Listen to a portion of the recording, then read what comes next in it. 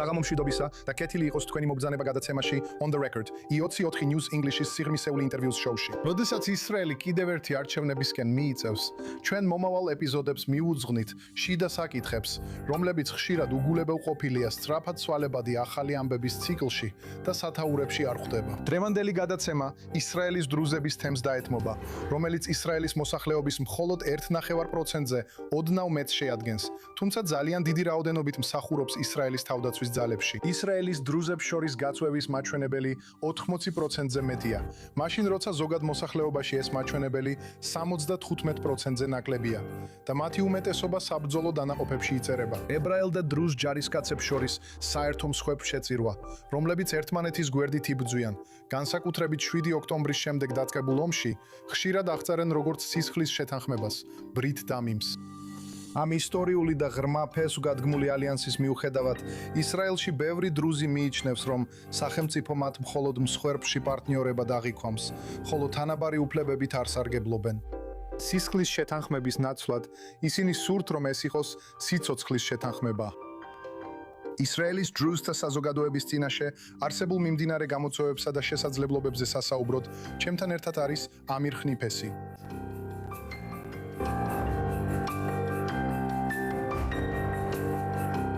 ხნიფასი არის ისრაელის დრუზთა ცენტრისა და დრუზთა დემოკრატიისა და თანასწორობის მოძრაობის თავმჯდომარე. ის არის პოლიტიკისა და საერთაშორისო ურთიერთობების ლექტორი ისრაელსა და უცხოეთის აკადემიურ დაწესებულებებში და მონაწილეობს ცენტრისტულ მემარცხენე დემოკრატების პარტიის მოახლოებულ პრაიმერისში. ამირ, დიდი მადლობა, რომ ამ საღამოს შემომიერთდი. მადლობა მოწვევისთვის. მინდა დავიწყო იმით, რომ წაგიკითხო რაღაც, რაც თითქმის 2 წლის წინ დაწერე. და აქ ციტატას ვკითხულობ. ბევრი ახალგაზრდა დრუზისთვის 7 ოქტომბერი სიმბოლურად ნიშნავს ღრმანდობის დაკარგვას ისრაელის მთავრობის მიმართ. ერთი მხრივ, დრუზების საზოგადოება იღებს ისრაელის ხალხს და ისრაელის ხალხიც მას იღებს. საერთო ტრაგედიები, რომლებიც ებრაელ და დრუზ მოქალაქეებს გადახდათ, გვაერთიანებს როგორც ერთი დამწუხრებული ოჯახი. მეორე მხრივ, ისრაელის მთავრობა აგრძელებს დრუზების შეკავებას ისეთ კანონებით, როგორიცაა ერის სახელმწიფოს კანონი და კამანიცის კანონი. ეს კანონები დრუზებს საზოგადოების კიდეზე ტოვებს და კიდევ უფრო აშორებს მათ ისრაელის საზოგადოებას. ეხლა ეს თქვენი სიტყვებია. ეხლა, მალე კონკრეტულად ამ კანონებზე ვისაუბრებთ, მაგრამ ჯერ გკითხავთ, 2 წლის შემდეგაც, დღესაც ასეთია დრუზების გამოცდილება ისრაელში. სამწუხაროდ ეს არის სიმართლე დრუზების მდგომარეობის შესახებ ისრაელში 2026 წელს. ძალიან სამწუხაროა, რომ როგორც დასაწყისში თქვით, ჩვენ ისევ გვაქვს ეს შეგრძნება, რომ ჯერ კიდევ სისხლის დონეზე ვართ. აღთქმა და ჩვენ რეალურად არასდროს გადავედით ცხოვრების აღთქმაზე, როგორც ყოველთვის გვინდოდა და გვინდა. და ეს ძალიან საზიანოა და ვიტყოდი, რომ ართულებს ყველაფერს. როცა გაქვს ეს შეგრძნება, რომ სახელმწიფო გახსენებს მხოლოდ მაშინ, როცა თავს სწირავ, მხოლოდ მაშინ, როცა წინა ხაზზე ხარ და მხოლოდ მაშინ, როცა გაქვს მკვდარი ჯარისკაცები წინა ხაზზე და ეს ძალიან ართულებს ახალგაზრდა თაობისთვის, რომლებიც ასევე სვამენ კითხვებს თავიანთ მომავალზე ისრაელის სახელმწიფოში. ამიტომ გვაქვს ეს გზნობა, როცა ერთი მხრივ სრულად ინტეგრირებულები ვართ დარგვალ სფეროებში. ისრაელის საზოგადოებაში, უსაფრთხოების ძალებში, ჩვენ თავს ისრაელის საზოგადოების და ისრაელის სახელმწიფოს განუყოფელ ნაწილად მივიჩნევთ, სადაც მეორე მხრივ გვაქვს ეს მუდმივი დისკრიმინაცია სახელმწიფოს მხრიდან. როგორც თქვენ აღნიშნეთ, ზოგიერთი დისკრიმინაციული კანონი, რომელიც მოქმედმა მთავრობამ და წინა მემარჯვენე მთავრობებმა ფაქტობრივად დაუწესეს დრუზების საზოგადოებას. სადაც ხდება საშუალო დრუზი ამ დისკრიმინაციას ყოველდღიურ ცხოვრებაში. გულისხმობ, მოდი არ ვისაუბროთ, იცით, ღირებულებებზე, სახელმწიფოსადმი კუთვნილების განცდაზე, ან რაც არ უნდა იყოს. მინდა ეს ყოველდღიურ რეალობაზე ჩამოვიყვანო, დრუზის ცხოვრებაზე. სადაც ხდება დრუზი ამ დისკრიმინაციას? კი, ვიტყოდი, რომ 2 დონეა. ერთი დონეა კანონებით, დეკლარაციული კანონებით, მაგალითად ეროვნული სახელმწიფოს კანონებით სადაც აშკარად გატენებს იმ მდგომარეობაში, რომ თავს გარიყულად და მეორე ხარისხის მოქალაქედ გრძნობ, რადგან იქ არაფერია ნათქვამი თანასწორობაზე. იქ არაფერია ნათქვამი გაზიარებაზე. მომავლისა და სახელმწიფოს იდეის მეორე მხრივ, თქვენ გაქვთ კამენეცის კანონები, რომელიც ასევე უშუალოდ მოქმედებს ადგილზე, რაც მნიშვნელოვნად აფერხებს ჩვენი სოფლებისა და ქალაქების განვითარებას. ასე რომ კამენეცის კანონი მაგალითად არის კანონი, რომელიც ჩვენს ახალგაზრდებს უშლის ხელს საკუთარი სახლების აშენებაში. ის უშლის ხელს ჩვენს ადგილობრივ საბჭოებს ინდუსტრიული ზონების შექმნაში. ის უშლის ხელს ჩვენს ბიზნესმენებს ახალი პროექტების და სტარტაპების დაწყებაში. ასე რომ ჩვენ ყოველდღიურად ვგრძნობთ ამ დისკრიმინაციას. ყოველდღიურად.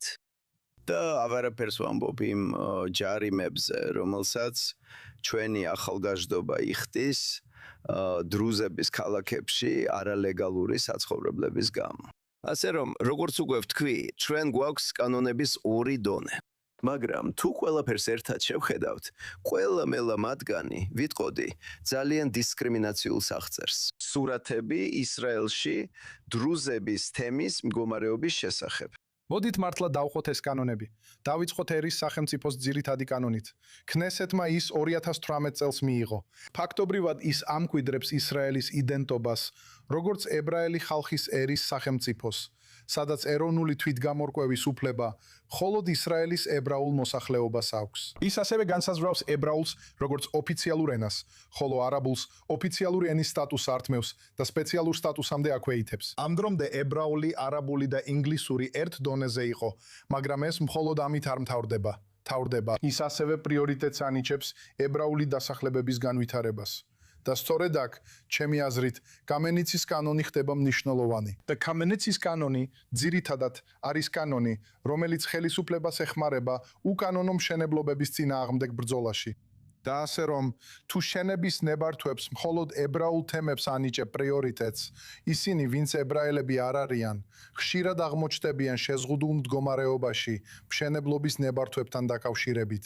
ისინი იძულებულნი არიან უკანონო დააშენონ. და შემდეგ გაქვს ეს კამენიცის კანონი, რომელიც ხელისუფლებას აძლევს უფლებას უფრო აქტიური ნაბიჯები გადადგას ამ სახლების დანგრევისთვის, გამოსახლების ბრძანებების გაცემისთვის და ასე შემდეგ. და ამ კანონების კომბინაცია, თქვენ ამბობთ, რომ ისრაელში ებრაელებს მეორე ხარისხის მოქალაქეებად აქცევს. ეს ყველაფერია? თქვი ეს ჩვენთან ერთად. საუკეთესო გზა ასე აღწერო. ცვლილებები, რომლებსაც ჩვენ ვაიძულებთ, ბევრად უფრო მნიშვნელოვანია. და განსხვავება დამოუკიდებლობის დეკლარაციასა და ერის სახელმწიფოს კანონებს შორის. თუ ამ ორს ავიღებთ, ვიტყვი მანიფესტი. ასე რომ გვაქვს დამოუკიდებლობის დეკლარაციაში ნათლად წერია, რომ ისრაელი არის ებრაული სახელმწიფო, რომელიც თავის მოქალაქეებს უზრუნველყოფს თანაბარი უფლებებით, მიუხედავად მათი სქესის, გენდერის, რასის და ფერისა. ხოლო გვაქვს ერის სახელმწიფოს კანონი, რომელიც მხოლოდ სახელმწიფოს ებრაულობაზე საუბრობს. რაც ბოლო წლებია ვითხოვთ ძირითადად არის ის, რომ ერის სახელმწიფოს კანონში იყოს ერთი სიტყვა, თანასწორობა. იმიტომ რომ ამირისთვის, როგორც ქნესეთის პირველი წევრის შვილიშვილისთვის, კარგი და ერთ-ერთი დრუზი ლიდერისთვის, რომელმაც 50-იან წლებში დრუზი ახალგაზრდების უსაფრთხოების ძალებსა და ისრაელის თავდაცვის ძალებში ინტეგრაცია წაახალისა. ამირი, რომელმაც ბარაშუცის დანაყოფებში იმსახურა, ამირი, რომელიც საკუთარ თავს სრულად ისრაელად და ამ ისრაელის საზოგადოების და სახელმწიფოს ნაწილად აღიქვამდა. ითხოვობ, საკუთარ თავს ვეკითხები, როგორ წარმოაჩენს ერის სახელმწიფოს კანონები ჩემს გრძნობებს ისრაელის სახელმწიფოს მიმართ, სადაც თავს არაებრაელ ისრაელად ხედავ ისრაელის სახელმწიფოში. მაგრამ ერის სახელმწიფოს კანონის შესახებ ისაა, რომ ის საუბრობს ეროვნულ თვითგამორკვევაზე. ეხლა დრუზების ძირითადი ტერიტორია მხოლოდ ისრაელში არ არის. ის ასევე ლიბანსა და სირიაშია. და ტრადიციულად ამ ქვეყნებში დრუზები ცნობილნი არიან თავიანთი ქვეყნებისადმი ძლიერი ერთგულებით. ასე რომ თუ არ გაქვს გეთანხმები. თუ არ გაქვს ეროვნული თვითგამორკვევა, აი ეს არის მთავარი. ჩვენ ამასთან პრობლემა არ გვაქვს. ის ფაქტი, რომ ერის სახელმწიფოს კანონი საუბრობს ებრაელი ხალხის თვითგამორკვევის უფლებაზე და ის ფაქტი, რომ ისრაელი ებრაული ქვეყანაა, ამაში ეჭვი არ არის. ჩვენ ამ საკითხს არ ვეწინააღმდეგებით. რასაც ჩვენ ვეძებთ და გვინდა ვნახოთ, არის როგორ დრუზი ახალგაზრდა, რომელიც საკუთარ თავს ისრაელის საზოგადოების ნაწილად ავიქვამს, ისრაელის სახელმწიფოს განუყოფელ ნაწილად, ესეთ კანონს როგორ ხედავს და როგორ აღიქვამს საკუთარ თავს მის ფონზე. ხედავთ? ამიტომაც ვთავაზობთ, რომ თუ ერის სახელმწიფოს კანონი ესეთი პროგრესის ბოლოს მივიღეთ, როცა უკვე გვაქვს კანონები, რომლებიც თანასწორობაზე საუბრობს, კანონები, რომლებიც უმცირესობების თანასწორ უფლებებზე საუბრობს, და შემდეგ გვაქვს ერის სახელმწიფოს კანონი, მაშინ ჩვენ არ გვაქვს პრობლემა ერის სახელმწიფოს კანონთან, როგორც კანონთან. პრობლემა ისაა, რომ ჩვენ გადავედით სხვა მდგომარეობიდან. ჩვენ გვაქვს ერთი კანონი, რომელიც გარკვეულწილად თანასწორობას სთავაზობს, ეს არის დამოუკიდებლობის დეკლარაცია. და შემდეგ 74 წლის შემდეგ გვაქვს ერის სახელმწიფოს კანონები, რომლებიც მხოლოდ ისრაელის სახელმწიფოს ებრაულ ასპექტებზე საუბრობს.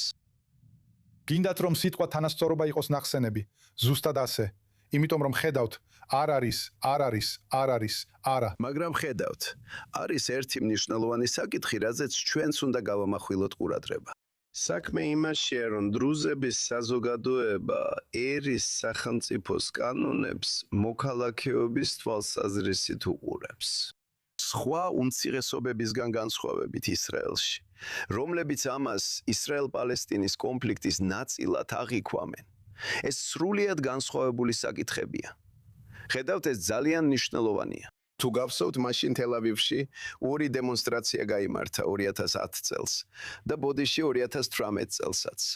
იყო დრუზების დემონსტრაცია, სადაც ისინი ძირითადად ითხოვდნენ თანასწორობის სიტყვას ერის სახელმწიფოს კანონში. სხვა დემონსტრაცია, რომელიც ერთი კვირის შემდეგ გაიმართა, ბევრად უფრო საუბრობდა იმაზე, თუ როგორ ახდენს ერის სახელმწიფოს კანონები გავლენას ისრაელ-პალესტინის კონფლიქტზე. ეს ძალიან მნიშვნელოვანი განსხვავებაა, ზუსტად ასეა.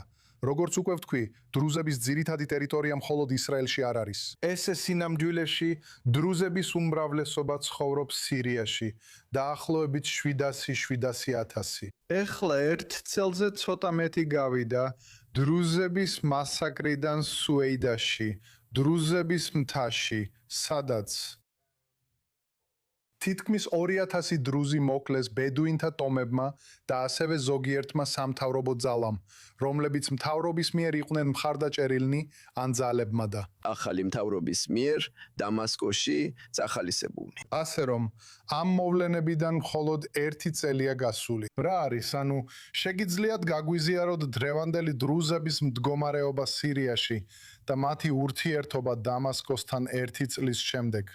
დიახ, რა თქმა უნდა, ფაქტობრივად თითქმის არ არსებობს ურთიერთობა დამასკოს ახალ მთავრობასა და სუეიდას პროვინციას შორის, სადაც დრუზები უმრავლესობაში არიან. და ეს უნდა გავითვალისწინოთ. სუეიდას დრუზულ საზოგადოებას, რომელსაც ხელმძღვანელობს მათი პოლიტიკური ლიდერი შეიხი სალმან ალ-ჰაჯარი. ძალიან ღრმა უნდობლობა აქვს დამასკოს ახალი მთავრობის მიმართ. ფაქტობრივად ისინი ამას აღიქვამენ როგორც ისლამური სახელმწიფოს მილიციებსა და ფუნდამენტალისტ ისლამისტ ექსტრემისტულ ჯგუფებს, რომლებმაც დაიკავეს დამასკო.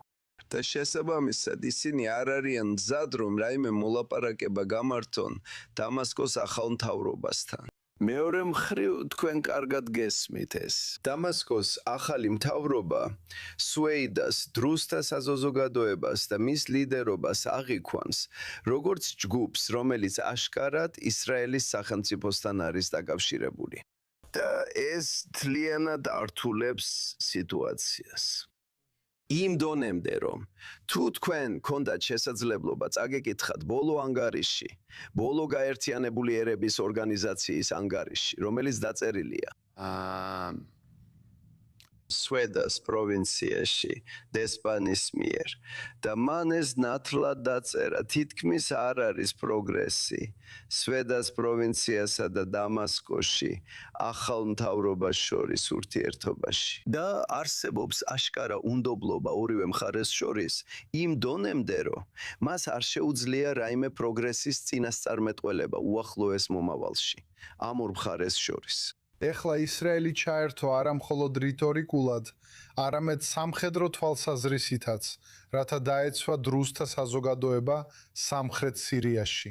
რამდენადაც დამასკოში. ისინი ამბობენ, რომ ისრაელის ჩარევა მის შიდა საქმეებში ხელს უშლის შეთანხმების მიღწევას, დეესკალაციის შეთანხმებას ისრაელსა და სირიას შორის. მაგრამ პრემიერ-მინისტრი ნეთანიაჰუ მუდმივად ამბობს, მათ შორის დღესაც, რომ ისრაელი არასოდეს მიატოვებს თავის დრუზ ძმებს სირიაში.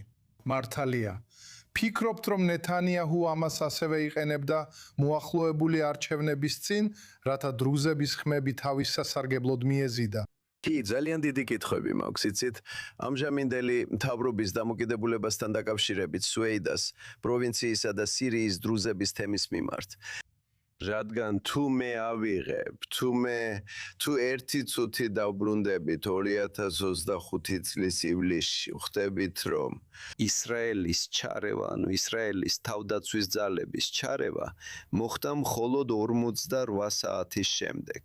მას შემდეგ, რაც ახალი სამთავრობო ძალები დაესხნენ სუეიდას პროვინციას, რამაც მაშინ გამოიწვია 1700 დრუზი მოქალაქის დაღუპვა. და მეორე საკითხი ისაა, რომ ჩვენ ყველანი ვაგრძელებთ კითხვას, მას შემდეგ უკვე მეტი ვიდრე 1 წელი გავიდა. მაშ რა გააკეთა ისრაელის სახელმწიფომ სირიაში დრუსთა საზოგადოების მხარდასაჭერად?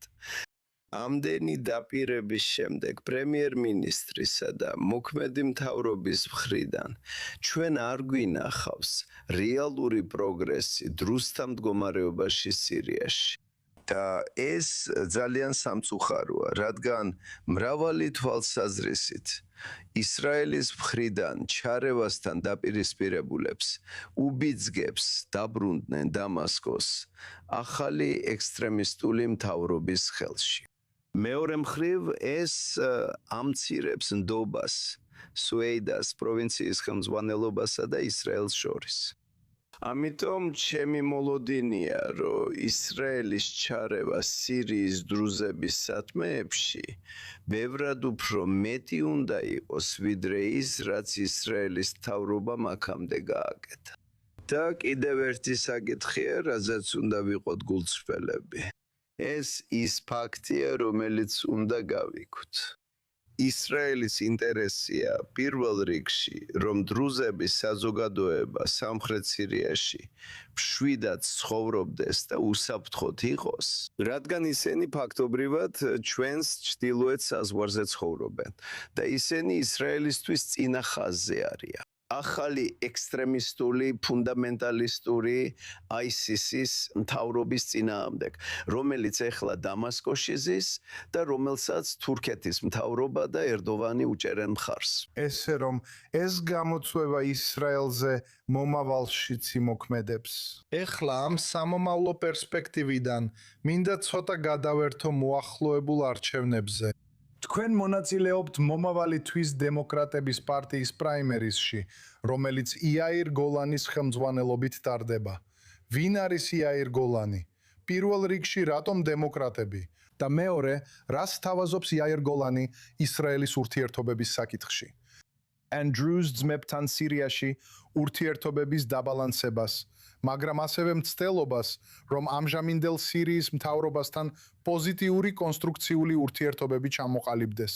კარგი, მე თქვენს კითხვას ორ ნაწილად უპასუხებ. პირველ ნაწილზე უნდა ვთქვა, რომ დემოკრატიული პარტია ბევრ მხრივ წარმოადგენს იმ ღირებულებებს, ჩემს ღირებულებებსა და ჩემს ხედვებს ისრაელის მომავალი სახელმწიფოსთვის. მაგრამ უპირველეს ყოვლისა, იმიტომ რომ ის წარმოადგენს იმ გზას, როგორც მე მინდა ვნახო. ისრაელი როგორც დემოკრატიული ლიბერალური სახელმწიფო. და ეს არის სახელმწიფო, რომელიც უზრუნველყოფს თანაბარ უფლებებს ყველა თავის მოქალაქეს დამოუკიდებლობის დეკლარაციის სულისკვეთებით. ასე რომ ეს ჩემთვის ძალიან მნიშვნელოვანია. და ეს არის შემიძლია ვთქვა ალბათ მთავარი მიზეზი, რის გამოც ეხლა დემოკრატიული პარტიის სახელით კენჭს ვკრი. ეხლა რაც შეეხება თქვენი კითხვების მეორე ნაწილს, მე მჯერა რომ იაირ გოლანი, როგორც ისრაელის თავდაცვის ძალების ჩრდილოეთის სარდლობის ყოფილი ხელმძღვანელი, ძალიან კარგად ესმის იმ რეგიონის სენსიტიურობა. ძალიან კარგად ესმის, რამდენად მნიშვნელოვანია, რომ სირიის სამხრეთ ნაწილში დრუზების საზოგადოება უსაფრთხოდ და მშვიდად ცხოვრობდეს. და როგორ შეიძლება ისინი იყვნენ ჩვენი წინა ხაზი და ჩვენი დამწავი ბარიერი დამასკოს ექსტრემისტული მთავრობის წინააღმდეგ დამასკოში. ეხლა თქვენ გადაწყვიტეთ იყოთ ცენტრისტულ მემარცხენე პარტიაში და არა კონკრეტულად დრუზების პარტიაში. ამ არჩევნებზე პირველად 50 წლის განმავლობაში დრუზების პარტია მიიღებს მონაწილეობას ბრიტ ახიმი. და მათი კრიტიკა ისაა, რომ დრუზი კანდიდატები, რომლებიც დიდ პარტიებში აღმოჩნდნენ, ვერ შეძლეს რეალური ცვლილებების მოტანა და დრუზების საკითხების წინ წაწევა. მაშ, რა გაძლევს იმის განცდას, რომ დემოკრატები სწორ პარტიას წარმოადგენენ, იმის ნაცვლად, რომ დრუზების პარტიაში იყარო კენჭი?